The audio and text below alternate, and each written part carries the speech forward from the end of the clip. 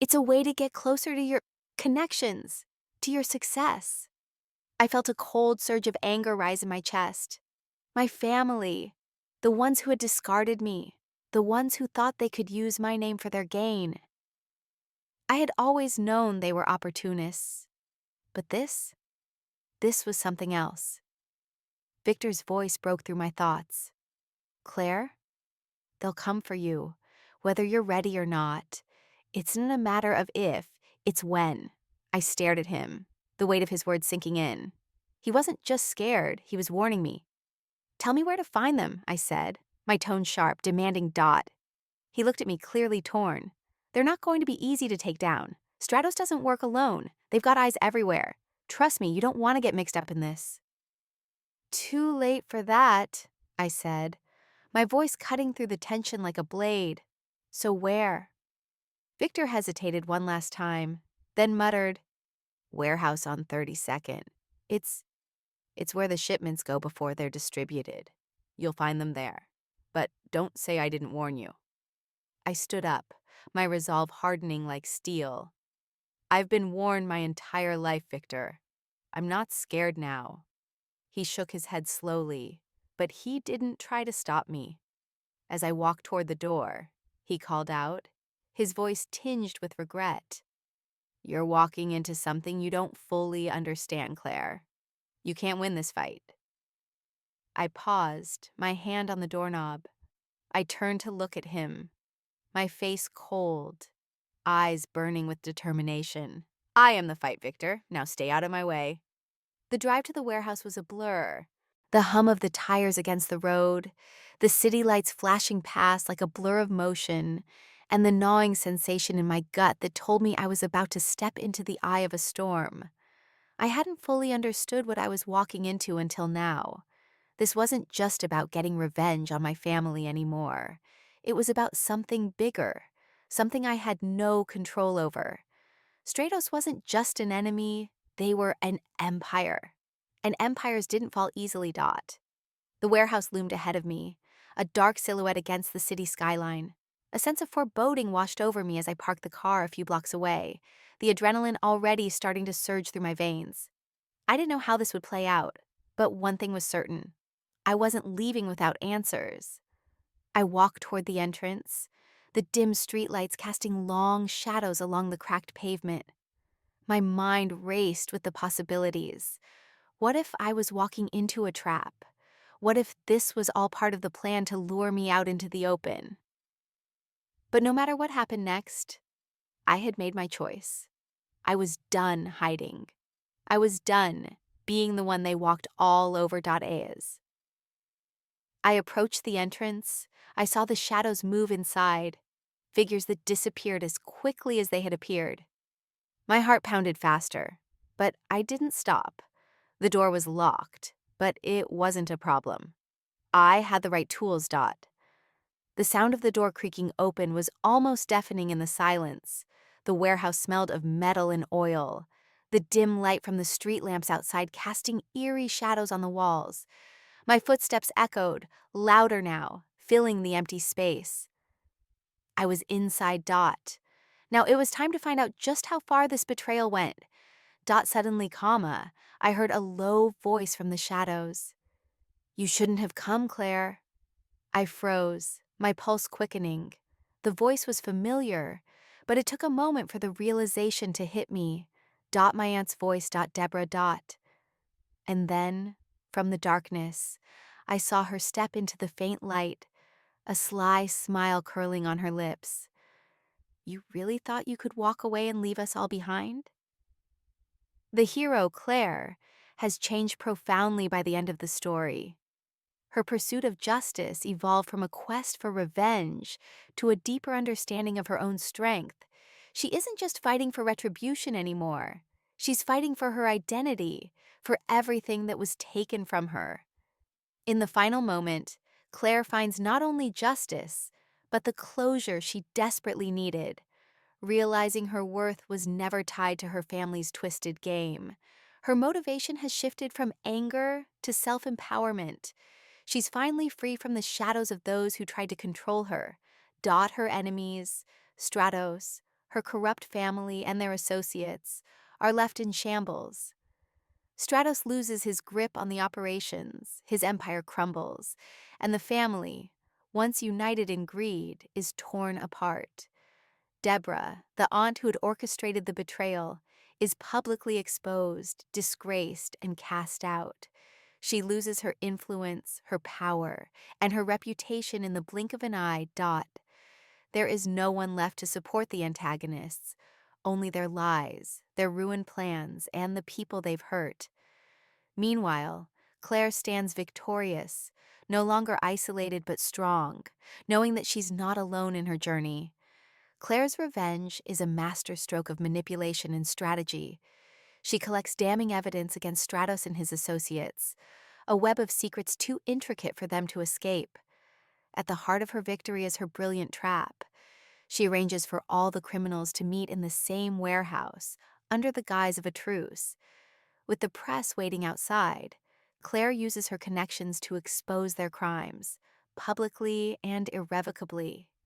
She watches, detached but satisfied, as Stratos and Deborah confess under pressure, their faces crumbling in the face of undeniable truth.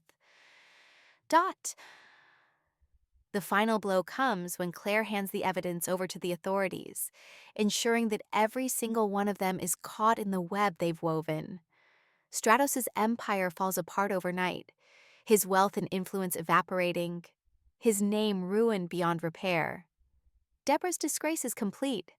Her public fall from grace is as swift as it is brutal. What was the mistake that led to their downfall? Their underestimation of Claire. They believed they could break her, control her. But Claire was never just a pawn. She'd always been the one pulling the strings, whether they realized it or not. Afterward, Claire stands in the wreckage of their world, surveying the chaos she's caused. There's no satisfaction, not in the way she expected. Instead, there's a quiet sense of relief. She didn't need to destroy them to build herself back up, but she's done with them. The fight was never about them, only about reclaiming herself. Claire moves forward. But the past is never truly behind her. She relocates to a quieter, more peaceful part of the city, far away from the wreckage she left behind. She builds a new life for herself, one that's truly her own. She finds a new love, a fresh start, but there's no rush. She's not looking to fill the void left by the past. She's creating her own future. Her success isn't defined by what she's lost, but by what she's gained. The people around her react differently. The media covers Stratos' fall and Deborah's humiliation, making them into cautionary tales for anyone who dares to cross Claire. But to Claire, it's just a chapter closed. Her family, once her chains, now feel like distant echoes. A message arrives on her phone one day, a familiar number. It's from her cousin, the one she thought was loyal. The message is short, full of regret, and offers an olive branch. But Claire reads it, stares at the screen, and then deletes it without a second thought. She's done with them. The final moment comes when Claire sees Deborah, now a shadow of the woman she once was, at a public event, humiliated, alone, and desperate. Deborah's eyes lock with Claire's across the room, and for a moment, it's as if time slows. Claire, standing tall and unbothered, gives a small, almost imperceptible smile. Deborah's face twists in agony, knowing that she will never regain what she lost. Claire turns away and walks off, her heels clicking on the floor. As she exits, she looks over her shoulder one last time and says, "You could have had everything, Deborah, but you lost it all for a lie." And with that, Claire vanishes into the night, leaving her enemies to face the consequences of their own choices. They say time heals all wounds, but they never tell you what happens when time also brings justice. For most of my life, I had been the outsider, the afterthought, the one they could dismiss with a scoff and a roll of the eyes. My family, if you could even call them that, saw me as weak because I refused to play their game. I grew up watching them manipulate, scheme, and guilt-trip their way through life. Loyalty, in their world, wasn't about love or connection. It was a transaction.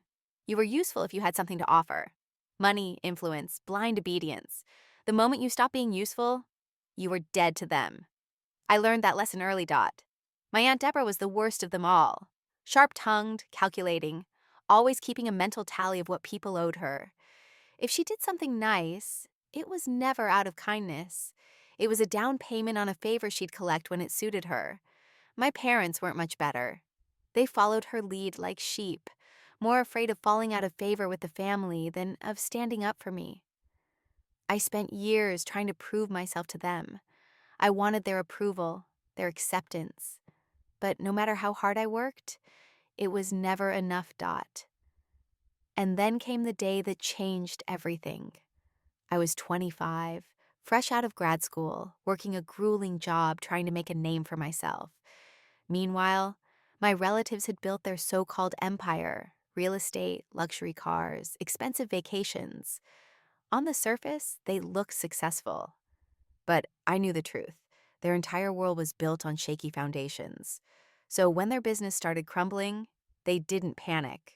They looked for a bailout. And they turned to me.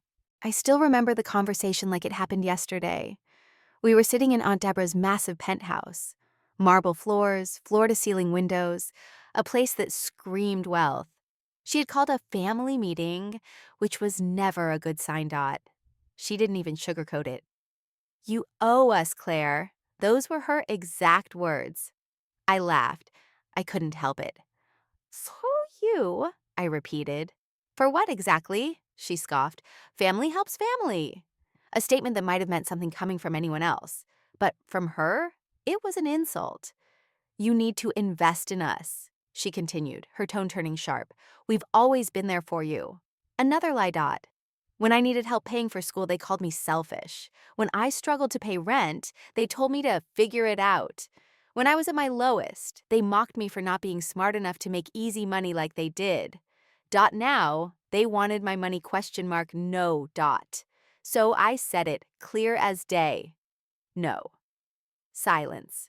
A stunned pause. Then, as if on cue, the outrage came. Dot Deborah sneered, shaking her head. "Ungrateful." My mother sighed dramatically. "Claire, don't be like this." My cousins just muttered under their breath, shooting me disgusted looks. I stood my ground, Dot. They thought I was weak, that I'd cave if they pushed hard enough, Dot. But I wasn't weak. I was just done. Dot. And from that moment on, I was dead to them. I walked out of that penthouse knowing I'd just burned every bridge with my so-called family, Dot. And I never looked back, Dot. For the next 10 years, I built my own life, my own success. I worked my way up in a career that rewarded intelligence and hard work, not manipulation and empty promises. I surrounded myself with people who valued me for who I was, not what I could give them. Meanwhile, my relatives kept doing what they had always done, making bad choices, living beyond their means, pretending their empire wasn't built on sand. Then, one by one, their luck ran out. The real estate market crashed. The lawsuits piled up. The money dried up. And suddenly, the same people who had turned their backs on me had nowhere left to turn. I was in my office when the call came, a number I hadn't seen in years. I almost didn't answer. But curiosity won. I picked up, and there it was, the voice I never expected to hear again. "Claire, we need your help." Aunt Deborah. Her voice, usually so sharp and commanding, sounded different, weaker. I leaned back in my chair, staring out over the city skyline. Funny how things change. I sat there for a moment, watching their expressions shift from desperation to something uglier: resentment. They had always been good at twisting narratives, turning themselves into victims, painting anyone who refused to bend to their will as the villain. And now, as I sat across from them in the same restaurant where they had once mocked me, I could see the gears turning in their minds. Deborah, my aunt, was the first to recover. She let out a sharp, bitter laugh and shook her head. You think you're so much better than us, don't you? I took a sip of my wine, unbothered. No, Deborah. I just learned a long time ago that I'm better without you. She bristled at that, but I didn't give her the satisfaction of reacting. The others, my cousins, my uncle, fidgeted in their seats, looking at each other as if trying to decide who should speak next. None of them wanted to outright beg, but they knew they were running out of options. We're family, Claire, my cousin Mark finally said, his voice careful, measured. Family doesn't turn their backs on each other. I let out a soft, humorless chuckle. That's an interesting take, considering you all turned your backs on me 10 years ago. Silence stretched between us. I saw the flicker of guilt in his eyes, but it was drowned out by something else. Entitlement. He still thought I owed them something. Look, Deborah tried again, her voice softer now, the fake warmth almost convincing.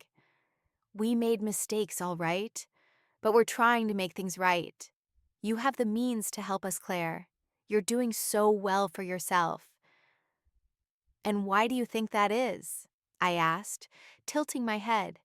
Because I didn't make the same mistakes you did. Because I worked for everything I have. Because I learned from the way you treated me and vowed to never be that kind of person. She flinched, but I didn't stop. You expected me to fail, I continued, my voice steady. You wanted me to come crawling back so you could lord it over me, but I didn't. And now that you're the ones who have hit rock bottom, you expect me to forget everything? Mark opened his mouth, but I cut him off with a small, dismissive wave of my hand. I could help you, I admitted, but I won't. Not because I want to punish you, not because I enjoy seeing you suffer, but because I know, deep down, nothing has changed. If I gave you money today, you'd be back in the same situation a year from now, and the only thing you'd have learned is that Claire will always be there to bail you out. Deborah's mask slipped, her lips curled in disgust, and her voice turned sharp. You're just like your mother. That made me smile. Thank you. She must have expected that to sting, but it didn't. My mother was the only one in the family who ever saw through them, who warned me from the start not to trust their empty words. She had been cast out long before me, and I had always been too young to understand why. Now I did. I pushed back my chair, standing slowly. I meant what I said. I think you'll figure something out. After all, you always told me I was weak, so surely you are strong enough to survive without me. Deborah's face twisted in anger, but she didn't speak. No one did. I dropped a few bills on the table, not for them, but for the waiter who had the misfortune of serving this disaster of a reunion, and turned on my heel. And this time, I was the one walking away. I stepped outside, inhaling the crisp evening air, and for the first time in years, I felt truly free. But as I walked toward my car, my phone buzzed in my pocket. A message from an unknown number. You think this is over? You have no idea what you've just started. I stared at the screen, my heart pounding. Maybe I had underestimated them. Maybe the past wasn't as buried as I thought. And maybe, just maybe, I had just declared war on the wrong people. I stared at the message for a long moment, my fingers tightening around the phone. My first instinct was to block the number and move on. After all, I had dealt with their empty threats before. Passive-aggressive comments, guilt trips disguised as concern, veiled insults meant to chip away at my confidence. But this felt different. This wasn't just bitterness. This was a warning. I exhaled slowly, forcing myself to think rationally. Maybe it was just another desperate attempt to scare me into changing my mind. Or maybe they were actually planning something. I glanced around the parking lot. It was mostly empty, the streetlights casting long, eerie shadows across the pavement.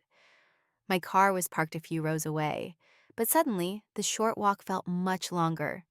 I shook my head. No, you're not going to let them get in your head. I walked toward my car, keeping my shoulders squared, my pace steady. The night air felt heavier now, the silence stretching a little too thin. I reached my car, unlocked it quickly, and slid inside, locking the doors behind me. For a moment, I just sat there, gripping the steering wheel, my mind racing. Should I respond, demand to know who sent the message, pretend I wasn't rattled, or should I just let it go?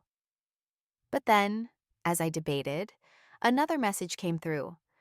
You really shouldn't have embarrassed us like that. We're family, and family always gets even. A chill ran down my spine. This wasn't just bitterness. This was a threat. And something told me my past wasn't done with me yet. I barely slept that night. Every time I closed my eyes, my mind replayed the words on my screen, twisting them into something worse. Family always gets even. By morning, my exhaustion had settled into a tight knot of frustration. I refused to let them do this to me. Not again. If they thought a couple of cryptic messages were enough to send me spiraling, they had another thing coming. I decided to go about my day as usual.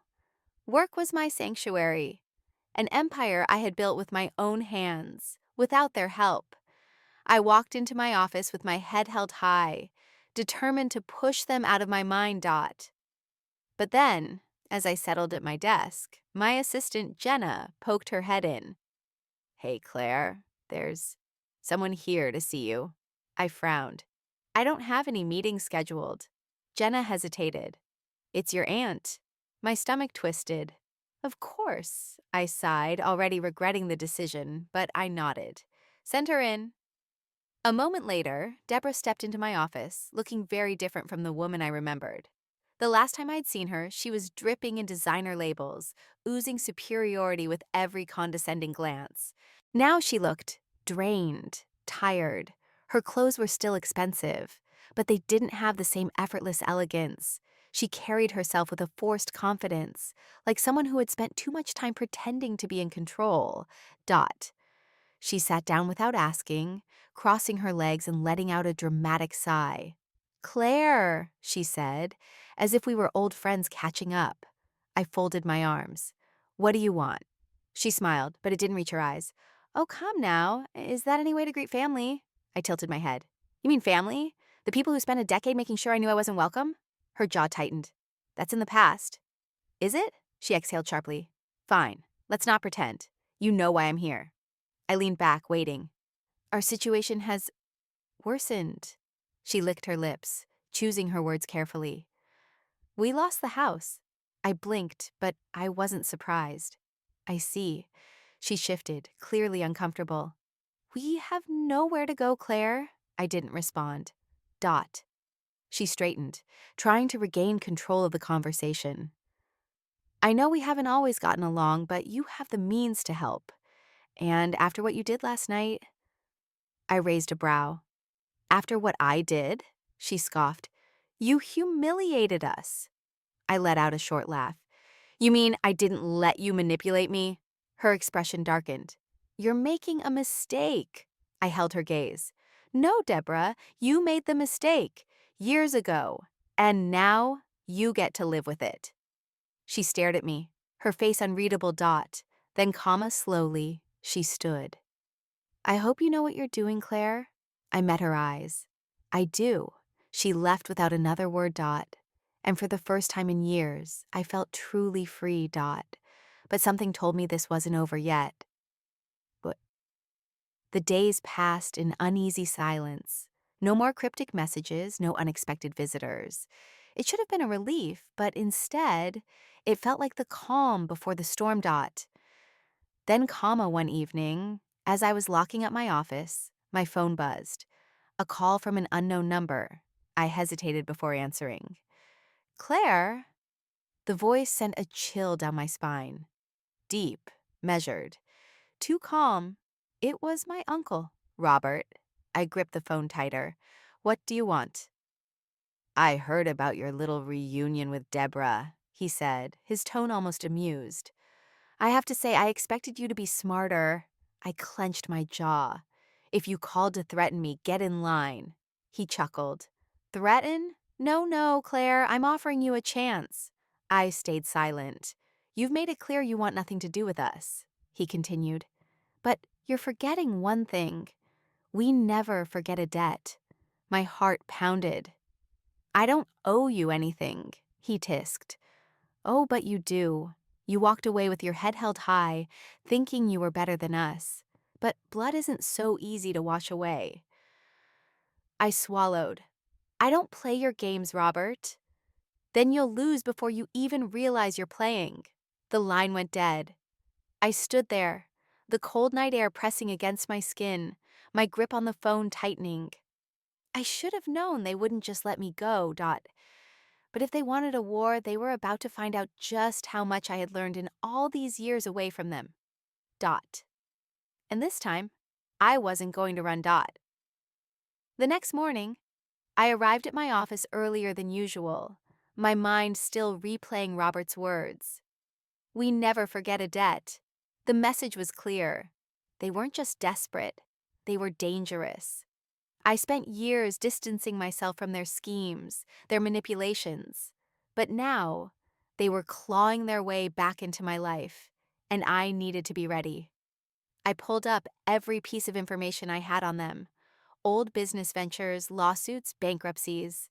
The public records alone painted an ugly picture. Failed investments, unpaid debts, lawsuits from former business partners. But what worried me the most were the things that weren't in the public records. Dot. If I knew anything about my family, it was that they didn't just rely on legal means to get what they wanted. A soft knock at my office door made me tense. My assistant, Megan, poked her head in. There's someone here to see you. I frowned. I don't have any meetings scheduled. Megan hesitated. It's your cousin, Daniel. Of course, they weren't wasting time. I took a slow breath, straightened my posture, and nodded. Send him in. Daniel walked in with the same cocky arrogance I remembered from our childhood, but now it was mixed with something else. Desperation. Claire, he said with a forced smile, dropping into the chair across from me. It's been a while. Not long enough, I said coolly. What do you want? His smile faltered. Look, I get it. You think we used you. Maybe we did. But family is complicated, and right now we need each other. I raised an eyebrow. You need me. That doesn't mean I need you, he sighed, rubbing a hand over his face. You don't understand what's happening. Robert and Deborah, they're in deep with the wrong people. Investors, lenders, people who don't take no for an answer. I leaned back. That sounds like a them problem. Daniel's eyes darkened. Claire, these aren't just businessmen. If they don't pay, things will get ugly. I felt a flicker of something. Concern? No, not anymore. They made their choices. I stood. Then I suggest you all figure it out. Daniel's jaw tightened. You really think you're safe from this? That they won't drag you in? I tilted my head. Let them try. For the first time, I saw real fear in his eyes. Not for himself. For me. They already have, he murmured. My blood ran cold. What do you mean? Daniel exhaled shakily. They made a deal, Claire. And if they can't pay, the people they owe, they're coming for you next. The room felt colder, the walls closing in. I studied Daniel's face, searching for any sign that this was just another manipulation, another ploy to drag me into their mess. But his fear was real. I kept my voice steady. Why would they come for me? I'm not involved in their deals. Daniel shifted uncomfortably. Because you're the only one with real money now. Of course, I should have seen this coming. My success, my careful escape from their world. It meant nothing to them. I was just another asset to be leveraged, another debt to be collected. I folded my arms. And what exactly did they tell these people? That I'd willingly bail them out? Daniel swallowed hard. Not exactly. A sharp sinking feeling hit my gut. Daniel, what did they do? He hesitated, but the look in his eyes told me everything. They used your name. His voice was barely above a whisper. They told them you'd guarantee the payment. I went still. The audacity. The sheer reckless stupidity. My name, my reputation, my life. They'd gambled with it like it was theirs to spend. I forced myself to breathe. How much? Daniel flinched. Claire, how much? A pause. Then quietly, 5 million. The number hit me like a blow to the chest. Not pocket change, not something I could easily sweep under the rug. I turned away, gripping the edge of my desk so hard my knuckles ached. This wasn't just a bad deal. This was deliberate. They hadn't just assumed I'd help. They'd bet on it. And if I didn't? I turned back to Daniel. What happens if I refuse? His jaw tensed. Then they come collecting, and they don't ask twice. The room was suffocating now, my carefully built life cracking at the edges. But I wasn't that scared, desperate girl anymore. I was done playing by their rules. I met Daniel's gaze, my voice cold, steady. Then let them come. His eyes widened. Claire, I mean it. I cut in. I'm not paying a cent. And if they think they can touch me, they'll regret it. Daniel looked at me like he was seeing someone new. Someone dangerous. He exhaled slowly. You really think you can fight them? I gave him a small, sharp smile. Watch me. Daniel's face was a storm of emotions. Fear, disbelief, something close to admiration. But admiration wouldn't save him. They're not just some street thugs, Claire, he pressed. These people don't lose. I tilted my head. Neither do I. His jaw tightened. You don't understand what they'll do. I stepped closer, my voice razor sharp. No, you don't understand. You think I walked away from that life just to be dragged back in. You think I haven't learned how to protect myself? He swallowed. Claire. I didn't let him finish. They made a mistake. They used my name without permission. That's their problem now, not mine. His eyes darkened with frustration. That's not how this works. I let out a dry laugh. Then they'll have to learn a new way. Silence stretched between us. Daniel's hands curled into fists at his sides, but he said nothing. I turned away, my mind already running through the next steps. I had resources, I had connections, and unlike my father and brother, I knew how to wield them without getting sloppy. This wasn't just about money. This was about control. And I'd be damned if I let them take mine. Daniel sighed, rubbing a hand over his face. If you're really doing this, at least let me help. I looked over my shoulder, arching a brow. Why would I trust you? His lips pressed into a thin line. Because if they come for you, they'll come for me too, and I'd rather be on the winning side. I studied him, weighing the risk. Daniel had always been a wild card, but desperate men don't make good traitors. They make good shields. I gave a slow nod. Then don't slow me down. He let out a short, nervous chuckle. God, you really have changed. I smirked. You have no idea. And with that, the war began. The next morning, I woke up before the sun, my mind already racing with calculations and contingencies. If they thought they could use my name to expand their reach, they were about to learn just how costly that mistake would be. Daniel was already waiting in the living room, looking like he hadn't slept at all. A half-empty cup of coffee sat on the table in front of him. He glanced up as I walked in, his expression unreadable. You sure about this? He asked. I grabbed my coat, checking the weight of the knife hidden in my pocket. I don't second-guess myself, Daniel. That's why I'm still here. He sighed, running a hand through his hair. Then we need a plan, a real one. You can't just go in swinging and expect them to fold. I smirked. That's exactly what I expect. His eyes flashed with frustration. Claire, I know how they work. I cut in. They rely on fear, on people rolling over the second they feel pressure. I stepped closer, lowering my voice. But I don't roll over, and I don't scare easy. He studied me for a long moment before shaking his head. You really are your father's daughter. The words should have stung, but instead, they settled like steel in my spine. Maybe, I said, but I'll do what he never could. Daniel exhaled sharply. And what's that? I smiled. Win. The first move was information. If they were using my name, I needed to know who was behind it and, more importantly, where to hit them so it hurt. I knew exactly where to start. By noon, I was sitting across from an old friend, or rather an old enemy. Victor Moreau. He had always been a snake, but a useful one. And right now, I needed a viper on a leash. Victor leaned back in his chair, a lazy smirk playing on his lips. Well, well, if it isn't the lost princess. Thought you disappeared for good. I met his gaze, unblinking. You thought wrong.